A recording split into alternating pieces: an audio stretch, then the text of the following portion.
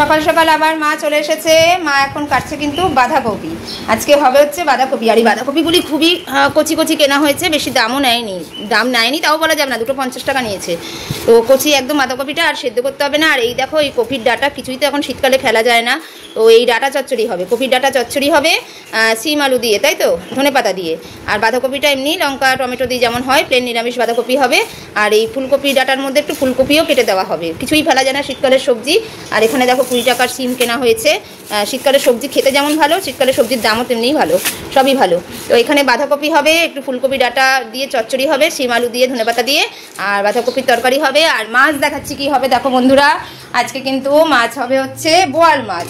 সেই যে বোয়াল মাছ এনেছিল, বোয়াল মাছ হবে। এই দেখো, তো আমি কিন্তু এখানে নুন হলুদ মাখিয়ে রেখেছি বোয়াল মাছে, একটু তেলও দিয়েছি গায়ে, তার কারণ নাহলে যা ফুটবে না, বলার মতন না। তো এখানে আমি কিন্তু বোয়াল মাছ একদম নুন হলুদ আর তেল দিয়ে কিন্তু মাখিয়ে রেখেছি।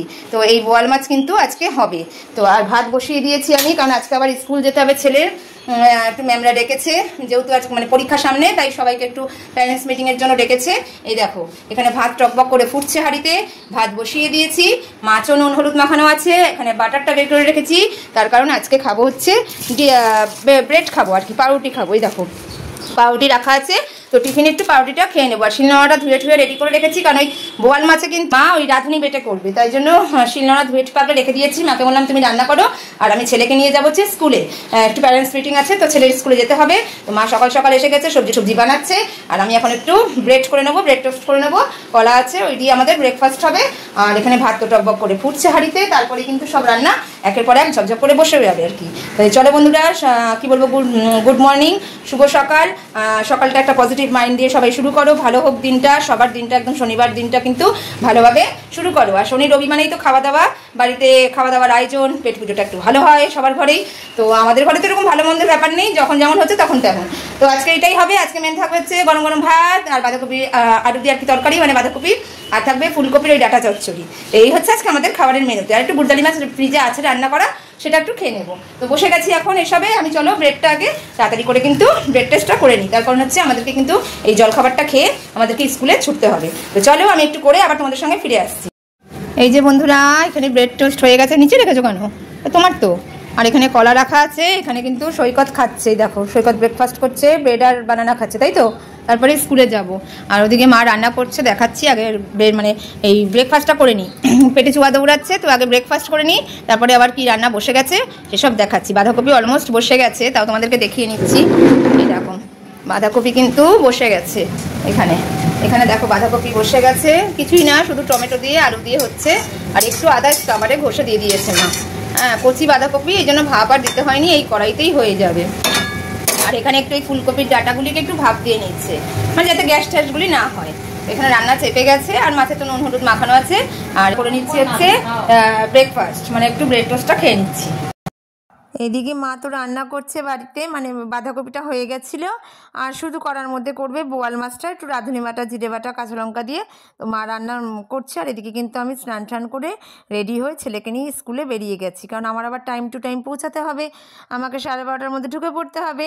তো আমি কিন্তু একটা ওলাবের মানে ভাড়া করে, মানে এখান থেকে তো আমি হেঁটেই যাই স্কুলে, কিন্তু দেরি হয়ে যাবে, আর আমার শরীরটাও ভালো না, আর এতটা দিনের বেলা হাঁটতেও ইচ্ছা করছে না।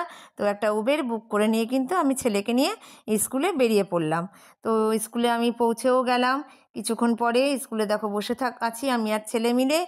আর সত্যি কথা বলতে গেলে স্কুলটা বেশ দূরেই, কিন্তু স্কুলের পাশেই আবার আছে একটা নার্সারি। আমার ছেলে বলে চলো মা নার্সারিতে চলে যাই, এখনও দেরি আছে, ম্যাম ঠিক টাইম মতো ডাকবে। তো আমরা চলে গেলাম কিন্তু নার্সারিতে। আর মানে ওদের স্কুলের সামনে যে নার্সারিটা না, মানে দুর্ধর্ষ, মানে এক কথায় যাকে বলা, মানে কি বলবো আর কি, দারুণ। তো সেখানে চলে গেলাম। ভ্যারাইটিস রকম, আমার ম্যাক্সিমাম বাড়ির গাছ কিন্তু ওখান থেকেই কেনা। তো ওখানে মানে খুব কম দামে, রিজনেবল দাম একদম, কিন্তু ভ্যারাইটিস রকমের গাছ পাওয়া যায়। এখানে দেখো ব্রাজিলিয়ান উডগুলি, মানে আমার বাড়িতে আমি এনেছিলাম, ছোটো অবস্থায় এনেছিলাম, একটা অনলাইন থেকে কিনেছিলাম, সেটা সেরকম ভালো না হলেও ওই একটা দুটো ডাল বেরিয়েছিল। তো এখানে কিন্তু ব্রাজিলিয়ান উডগুলি দারুণ, বেশ দারুণ, মানে 100 টাকা করে নিচ্ছে, কিন্তু বেশ দারুণ। আর বড়গুলি নিচ্ছে হচ্ছে 150 টাকা। বড় বলতে বেশ বড়, কিন্তু মানে মোটা গুড়ি দিয়ে একদম বড় পাতা, সেগুলি 150 টাকা। আর যেগুলি ছোট আছে সেগুলি 100 টাকা করে, মানে গাছের দাম কিন্তু একদমই রিজনেবল। তোমরা যদি চাও এখানে অবশ্যই চলে যেতে পারো।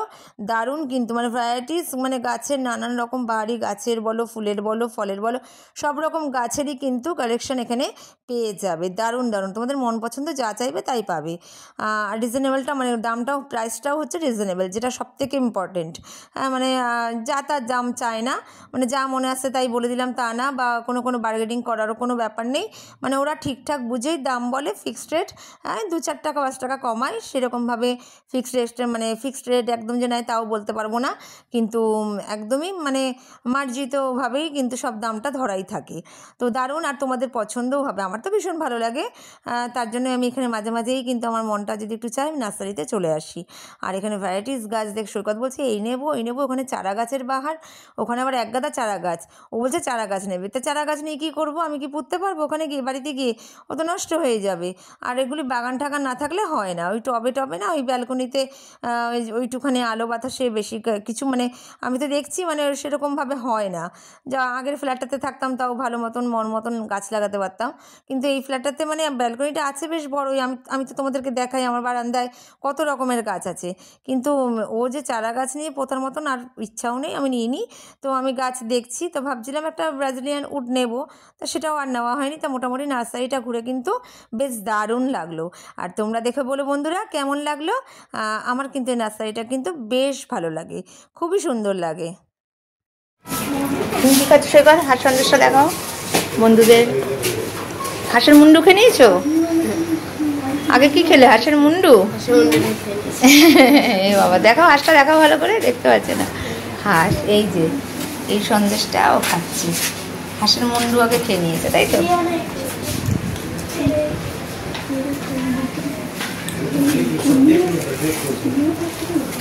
ধরো আমারটা খাই, আমি খাচ্ছি রসমালাই। সবাই একটা রসমালাই খাবি না? একটা খা।